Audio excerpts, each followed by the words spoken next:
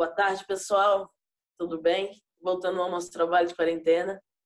Hoje estamos aqui com nada mais e nada menos que Eduarda Idalina Amorim. Errei, eu acertei. Acertou, acertou. Tem uma a mais agora de casada, né? Italesca. Opa, que bom. A nossa querida e que dispensa qualquer apresentação, Duda Amorim. Primeiramente, Duda, eu quero te agradecer imensamente por dispensar seu tempo, por dar uma atenção aqui para a gente. A gente tem aí alguns contatos sociais, né, em São Caetano, na época que você era em São Caetano. Temos alguns contatos em quadra, brevemente. Acho que você estava no Brasil no início da minha carreira como árbitra.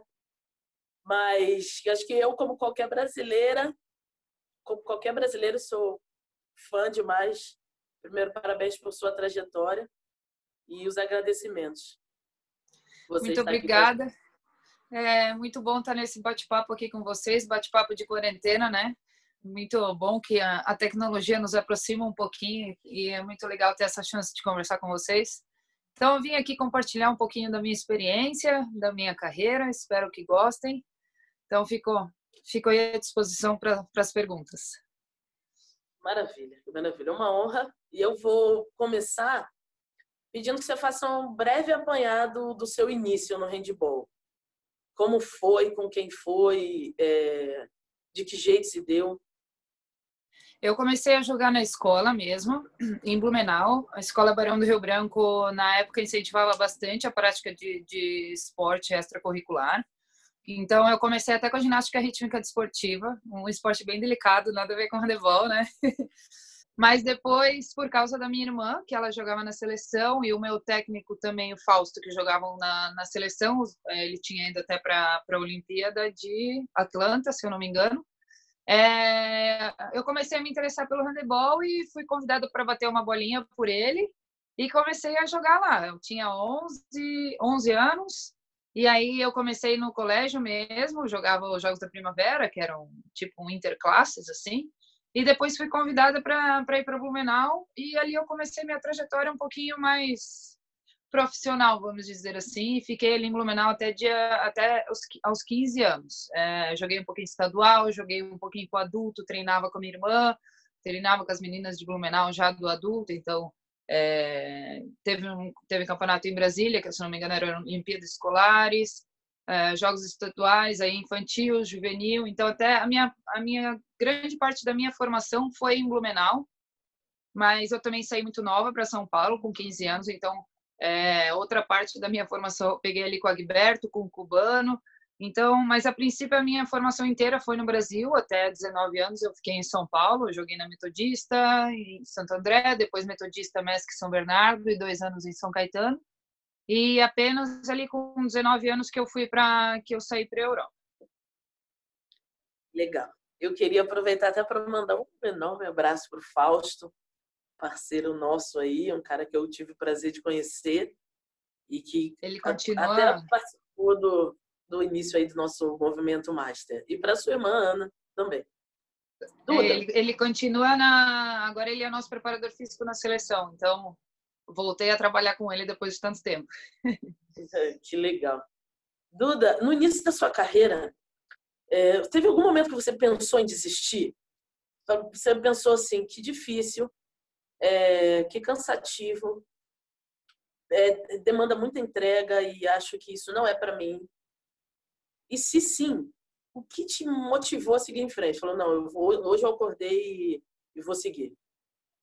Bom, no início da minha carreira eu não tive esse problema porque eu sempre fui muito focada. O meu sonho era muito grande de jogar handebol, então ali com 13, 14 anos eu já sabia o que eu queria, eu tinha o sonho de ser profissional, eu tinha o sonho de jogar na Europa, então nesse início em nenhum momento para mim foi cansativo. Eu lembro que até você estava falando de São Caetano, eu acordava às 6 horas para ir para a academia com o kibe, depois ia para o colégio, depois ia para o treino ou para físio, ficava o dia inteiro fora a pé, na época não tinha carro ou de ônibus. Então, assim, sempre tive muita energia, porque eu gostava muito de handebol. Então, A única parte difícil realmente foi ficar longe dos meus pais, com 15, depois quando eu fui para São Paulo, mas até então, até naquele momento eu estava com a minha irmã, ela também foi para Metodista, senão até meus pais não deixariam ir para São Paulo. Então essa talvez era a parte mais difícil, mas a questão assim de desistir veio muito depois de ter trabalhado muito, depois de querer conquistar o topo, treinar por muito tempo, que foi mais ou menos em 2012. Eu saí para a Europa em 2006, e a primeira vez que eu tive vontade assim, de desistir foi depois da Olimpíada de Londres, que a gente estava nas quartas de final, perdeu da Noruega. Então ali foi um momento assim que, nossa, trabalhei tanto e não cheguei no topo ainda, não tirei nenhum resultado expressivo, isso é cansativo demais e, enfim, não quero. Aí depois do jogo, liga para a mãe, chega, não quero mais. Aí ela, Eduarda, desliga o telefone, me liga daqui a 3 dias. Aí foi onde, né, passa toda aquela dor da derrota, volta o teu sonho é mais forte. E daí eu nem precisei ligar para ela de volta, eu sabia já que eu queria continuar, não, vou continuar trabalhando, vou continuar. E até então não tive mais vontade. Assim, é lógico que tem alguns momentos que fico mais cansada ou não, mas eu já jogo a Liga dos Campeões faz muito tempo, eu já estou há muito tempo no mesmo clube, mas a minha motivação por resultados, e eu gosto muito de handebol, sempre foi maior que tudo isso. Poxa, que legal. Isso é até um pouquinho surpreendente para mim, que tenha sido na etapa que você falou, né? Que tenha sido em Londres, em meio a uma Olimpíada, porque pela experiência que eu tenho como formadora e como uma ex-atleta, a gente vê que existe uma dificuldade diferente em cada momento, tanto da formação como da manutenção de um atleta, e é foco, né? A gente saber onde a gente quer chegar. Na verdade, acho que é isso que mantém um atleta, né? Que legal. O sonho vivo, sim. Sempre, sonho vivo sempre, verdade. Você já recebeu críticas negativas que te levaram para baixo? Que em algum momento da sua carreira, tanto iniciação quanto formação, quanto você já no topo, alguma crítica negativa em um momento delicado que te levou para baixo? Sim, eu acho que no início da carreira, até a sua confiança não está totalmente formada, a questão da autoestima de atleta.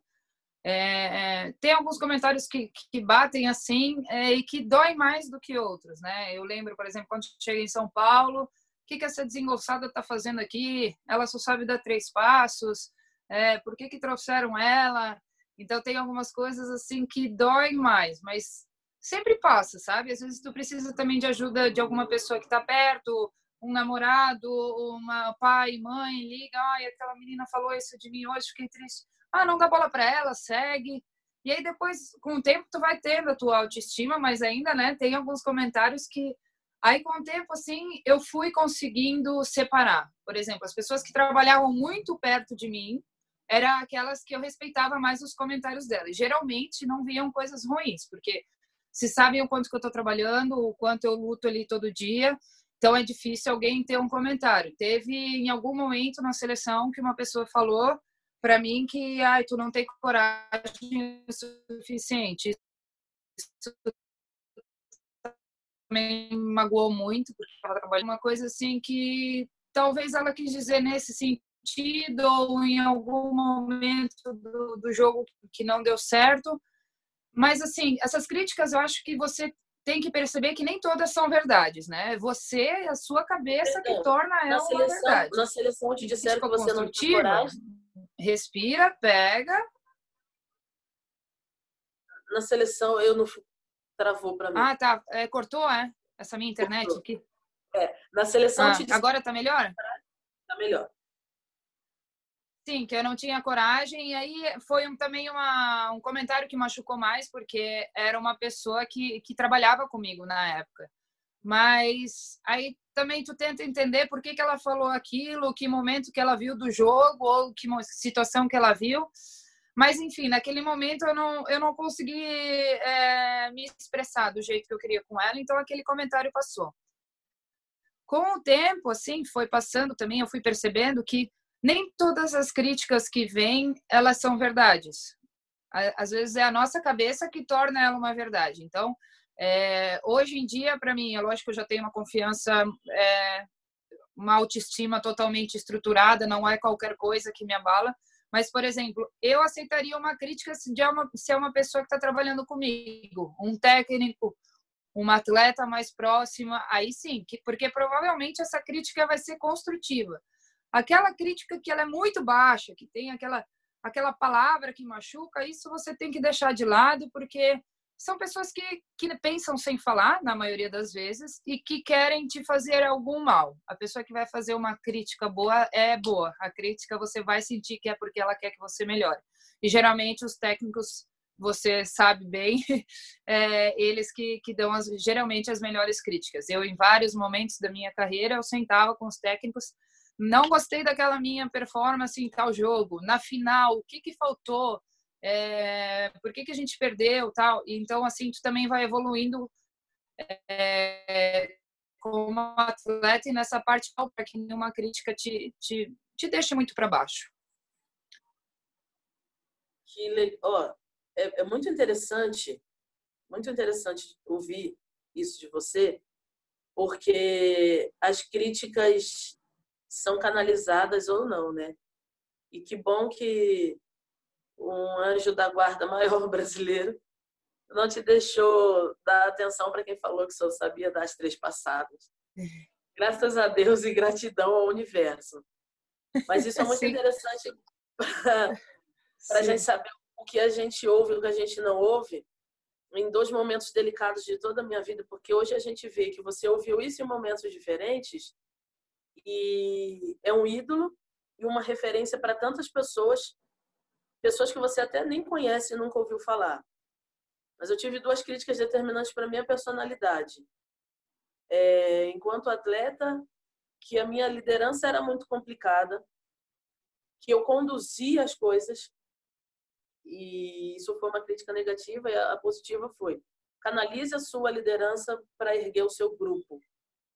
Então, eu não sabia, eu acho que era uma menina, da mesma forma que você, vinda do Rio, morando em São Paulo e com uma dificuldade de identidade entre Rio e São Paulo, que não sabia sobre liderança e não tinha experiência para lidar com a minha liderança.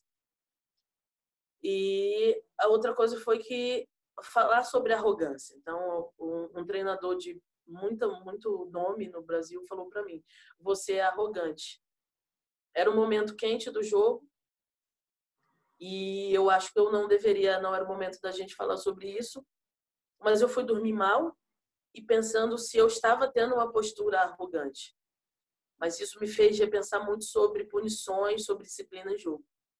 Então, é muito interessante ouvir isso de você e saber que, para as pessoas que ouvem as críticas, precisam canalizar de quem vem, ignorar ou usar a crítica como um novo pilar, né? Sim, se reinventar, né? Caso necessário, caso realmente aquela crítica tenha fundamento. Exatamente.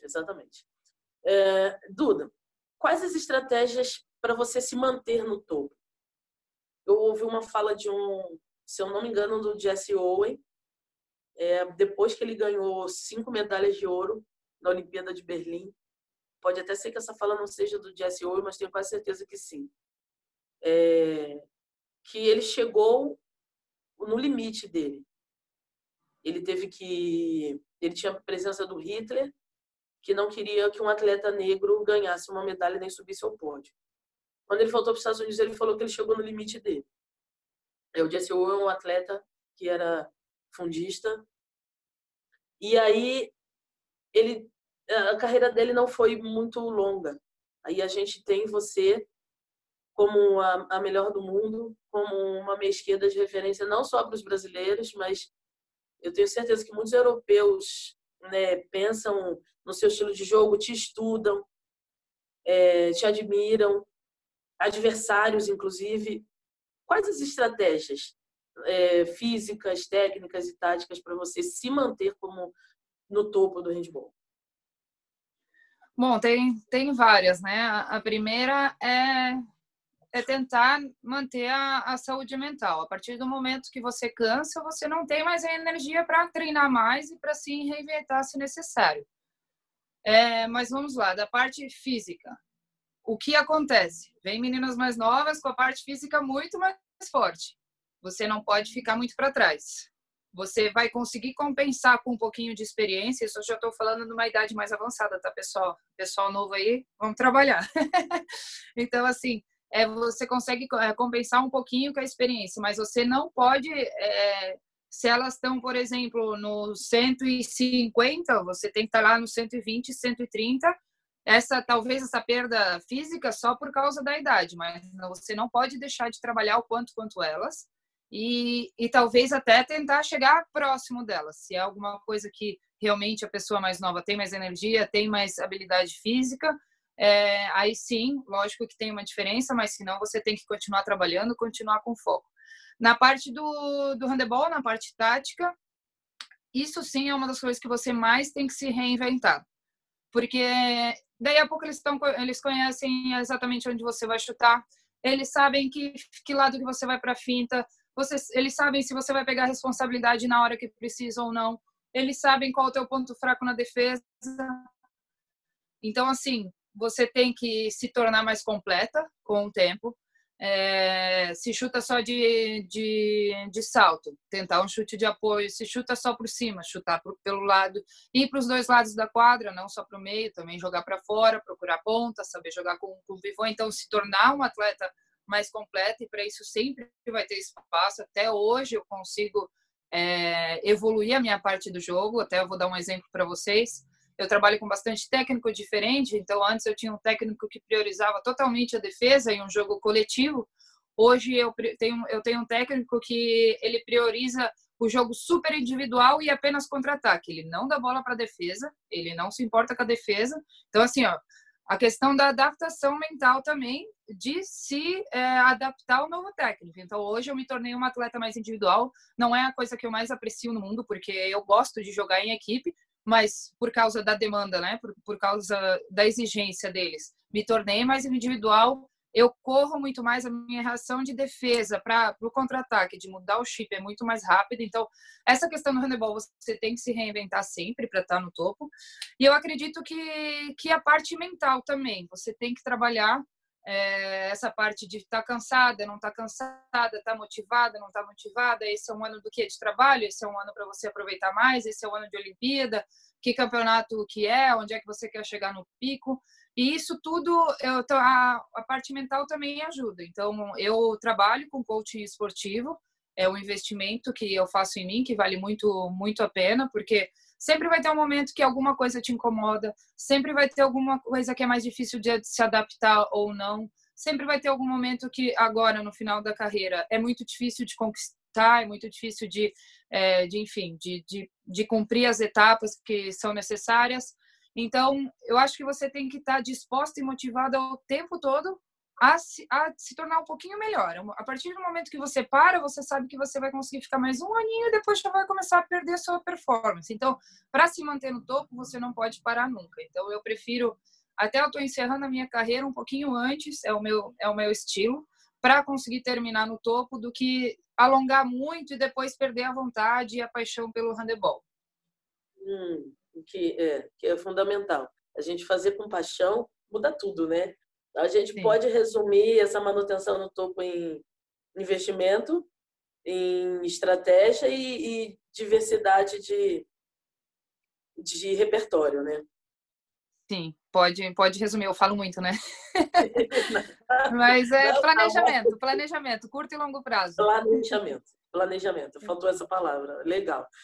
Hoje em dia, muitos jogadores de handebol do Brasil, eles sonham em estar na Europa. Eu vejo isso com contato pessoal, vejo isso em publicações nas redes sociais, nas idas, inclusive. Mas como é essa realidade na Europa? É fácil se adaptar? É difícil se adaptar? As rotinas de treino, comparadas com as rotinas daqui, são rotinas insuportáveis ou suportáveis? A diferença das exigências do jogo em si, porque uma coisa é você estar jogando todo dia num nível e do outro você ter uma sequência de jogos num nível acima e já junta com tudo que a gente falou anteriormente. Como é essa ida para a Europa? Como é essa realidade? Vamos lá. Eu acho que é diferente a realidade de quando eu morava no Brasil e a realidade de agora. Todas vão ter a mesma dificuldade, mas hoje uma grande diferença é que todas as brasileiras têm a informação. Antes a gente tinha que vir e viver esse sonho de uma maneira muito cega. A gente não conhecia o clube, a gente não conhecia a estrutura, a gente não conhecia se pagava bem, se não pagava, se o técnico era bom, se não era. Então, assim, hoje existe muito mais informação. Então, esse sonho de ir para a Europa não pode ser tão cego, não pode ser tão despreparado. Porque, às vezes, a pessoa pensa que vai treinar só uma vez por dia, ela treina 2 vezes por dia. Às vezes, se ela não sabe se o técnico gosta dela ou não, ela vai sentar no banco, vai se desmotivar, vai acabar perdendo a carreira, vai acabar perdendo um momento importante. Se é uma atleta muito nova, talvez a equipe não está preparada em continuar a formação e acabar a formação da atleta, ela também vai perder a carreira. Não vai jogar, e se é uma equipe que só está focada em resultado, não vai dar certo. A questão salarial, todo mundo imagina a Europa euro e acha que, né, vai ficar que nem jogador de futebol. A realidade não é assim, tem muita gente que sai por 500 euros, 600 euros, 1.000 euros, e isso numa realidade da Europa é praticamente para você viver o mês, então não dá para guardar. Não é uma proposta assim tão melhor do que o que existe no Brasil. No Brasil ainda existe muitas equipes que recebem estudo, e aqui não. Aqui você vai ficar só com handebol, vai treinar 2 vezes por dia. Então, assim, tem esse lado de pré ir para a Europa que tem que ser analisado de uma maneira muito boa, para você não se frustrar, não chegar lá e achar que tudo é uma maravilha. E não, a adaptação é difícil, cultura diferente, pensamento diferente. Aqui as pessoas são mais frias, muito mais frias, então elas só vão se importar na maioria das vezes, tá? Elas não são tão humanas, vão se importar apenas com a sua performance, não se você tá bem ou não. Então é lógico que tem a adaptação do handebol. Quando eu saí do Brasil, eu treinava 3, 4 vezes com bola, então para a parte física você está cansada, você tem que se adaptar, você vai receber, quando eu cheguei aqui na Hungria, você vai receber por que essa brasileira está aqui, vai duvidar da tua capacidade. Então, assim, tem bastante coisas antes de sair para a Europa para ver se está realmente preparada. A maioria das vezes dá para esperar um pouquinho, um aninho a mais para formar de uma maneira melhor. Eu acho que o Brasil dá muita atenção na formação de atletas, isso é algo muito positivo, para depois sair. E assim, você também tem que saber por que você está saindo. É para se divertir? Para se divertir você pode ficar no Brasil, perto da família, com os amigos. Mas se é para seguir uma carreira de handebol, talvez o dinheiro não tem que ser a prioridade. Você tem que ver um técnico que gosta de você, onde você vai poder jogar. Você tem que saber que vai passar por momentos difíceis. Mas, enfim, cada um tem seu sonho. Para mim, valeu muito a pena, porque era uma coisa que eu queria. Mas não é fácil também chegar no topo, como todo mundo acha, ou se manter no topo. Então tem que ser uma coisa bem pensada, não é mais aquele sonho cego que era antigamente. É isso que eu posso dividir com vocês. Legal. Vou até fazer um link com a próxima pergunta. Já é possível viver do handebol? Vamos lá. Eu acredito que sim. Assim, depende muito de que equipe que você joga, mas, por exemplo, se você joga na Espanha e recebe 500 euros, você vai conseguir passar o mês bem, mas apenas se a equipe te dá apartamento, eletricidade, paga água, aí sim. Mas a partir do momento que recebe um pouquinho mais, 2, 3 mil, dá para viver bem, dá para comprar as coisas que quer. Tem clube que dá carro, tem seus privilégios, tem clube que dá material.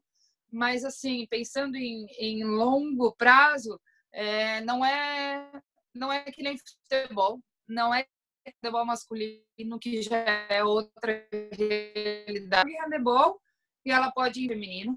Você talvez pode receber um salário legal, vai conseguir investir em alguma coisa, mas ainda você vai precisar trabalhar depois da carreira. Então, é importante não pensar só nessa parte financeira, porque não tem essa chance, pelo menos no feminino, vou ficar rica, não preciso mais fazer nada. Você tem que continuar estudando, tem que continuar pensando que a carreira vai ser sempre muito curta, e qualquer coisa pode acontecer, pode vir uma lesão, você tem que parar por motivo familiar. Então, nem tudo a carreira do atleta não é tão segura. Então, tem que, nesse sentido financeiro, não é uma coisa assim que vai te garantir para a vida inteira. Isso é uma coisa também que é importante saber, porque tem muita gente que acredita que é jogador de futebol, que vai conseguir ajudar a família. Não, você ocupar também com o seu futuro, questão de estudar e preparar investimentos para depois que você acabar a carreira. Show, legal. Isso é importante, é uma consciência muito importante que quem pensa em sair precisa ter, porque a vida tem o que a gente está vivendo e tem uma consequência, né? Tudo tem uma consequência. É muito importante que todo mundo tenha essa clareza que você está passando para a gente. Legal. Como você está fazendo para se manter treinando nessa quarentena? Se manter bem para um retorno da temporada que é incerto, né? Não sei aí, mas aqui é incerto ainda. Como está sendo suas rotinas de treino? Como você está fazendo para tentar manter? Bom, no início o clube estava passando a programação para a gente de treinos e corridas. Aqui na Hungria dava para correr fora, em lugar aberto era ainda... eles autorizavam a passear cachorro, a fazer corrida. Então eu e o Dan, a gente se manteve motivado nesse período. Agora, a partir dessa semana, ontem, começou a abrir já as academias, os lugares esportivos. A gente ainda não vai treinar porque a nossa liga foi encerrada. A previsão é só treinar no final de junho. Então, esse momento ali de insegurança foi um pouquinho difícil. Eu acredito que quando tem uma situação incerta, assim, você fica meio ansioso. Mas eu também tentei procurar me focar nas coisas que eu posso controlar. Eu não posso controlar quando é que vai voltar as atividades, quando é que vai voltar os jogos, se vai ser assim, se vai ser assado. Então, eu tentei controlar no que eu podia fazer. E o que eu podia fazer era treinar em casa, era me manter ativa, era manter minha saúde mental, tentar algumas atividades diferentes. Comecei yoga, andava de bicicleta, que eram coisas que fazia tempo que eu não fazia. Fiz alguns cursos online. Então, assim, também curti essa oportunidade para fazer coisas diferentes, para talvez até testar o que vai ser um pouquinho o meu pós-carreira. Então, acho que o período difícil, mais difícil já passou. Eu acho que as coisas estão melhorando, daí a pouco a gente já vai estar voltando tudo ao normal. Então, no geral, até que passou rápido. No início foi meio estranho, mas agora já está tudo voltando um pouquinho ao normal. E vai ficar bem, né? Eu tenho fé que vai Sim. ficar bem. Isso vai, sim. Nós vamos passar por essa, todos nós vamos passar. A gente está chegando aí na parte final do nosso delicioso bate-papo e queria que você pensasse numa mensagem que você deixa para o handebol do Brasil, para o handebol de um país que está lutando, tem estado há um tempo no respirador quanto aos clubes, a manutenção da Liga Nacional. Nós tivemos uma diminuição de equipes aí, infelizmente, Campeonato Paulista, Liga Nacional e alguns campeonatos estaduais. Dificuldade aí nas parcerias, tanto em aprovação de projetos de lei de incentivo, quanto patrocínio direto. Que mensagem que você deixaria para o handebol brasileiro nesse momento? É um momento difícil, né? Eu acredito que de quando eu saí do Brasil para agora, a situação está pior, infelizmente, talvez com a pandemia ainda pior. Então, eu desejo apenas força para todo mundo que está trabalhando com handebol. E que bom que vocês estão trabalhando com handebol. Realmente é um esporte ativo. Espero que vocês talvez procurem uma união para tentar ser criativo nesse momento, talvez procurar algum patrocínio, talvez procurar alguma outra ideia para que o handebol se torne um produto, para que vocês consigam dar continuidade no trabalho de vocês. E muita força, muita motivação. Espero que vocês não desistam do sonho de trabalhar com handebol. Eu sei que é difícil, mas mantenham aí a fé e o trabalho de vocês, que a gente precisa disso. E agora eu vou te pedir uma mensagem final de toda essa nossa conversa e para a gente encerrar. Vamos lá. Pessoal do Franco da Rocha, acertei? Isso, exatamente. Um beijo para todo mundo, obrigada. Espero que tenham gostado dessa entrevista. Desejo tudo bom de melhor para vocês, para a equipe técnica também, obrigado pela essa entrevista. Que vocês se mantenham motivados nessa quarentena, que voltem com muito mais força quando as atividades voltarem e que sonhem bastante, continuem sonhando e trabalhando com handebol, que a gente vai trazer muita coisa boa para o Brasil. Duda, eu não tenho outra palavra a não ser gratidão. Foi incrível, assim, para mim, com certeza para quem está assistindo, para mim, trouxe tantas realidades que eu já conheci pelo Brasil afora. Acho que eu sou uma privilegiada, que a arbitragem me levou aos 4 cantos do Brasil, mas como atleta em uma época ou em outra geração que não teve, né, uma geração aí de Zezé, de Patrícia, de início da Escória, de Lucila, que talvez não teve o brilho da geração de vocês, mas que deixou aqui tão claro a modificação na vida das pessoas, qualquer que seja o nível que essa pessoa está, iniciação profissional, alto nível, médio, um rendimento maior. Eu não tenho outra palavra a não ser gratidão pela sua disposição, pelo que você é, pelo que você representa para todos nós, pelas alegrias que você já deu, que eu peço que você continue por muito tempo, uma longevidade aí, dando alegria para o handebol brasileiro. Só nós sabemos que é um bichinho que picou a gente, entrou no sangue e é uma doença do bem, né? Um contágio do bem. Diferente da pandemia Sim. que a gente está vivendo, nós temos aí a nossa epidemia, que é o handebol, nós temos milhões de apaixonados. Então, obrigada.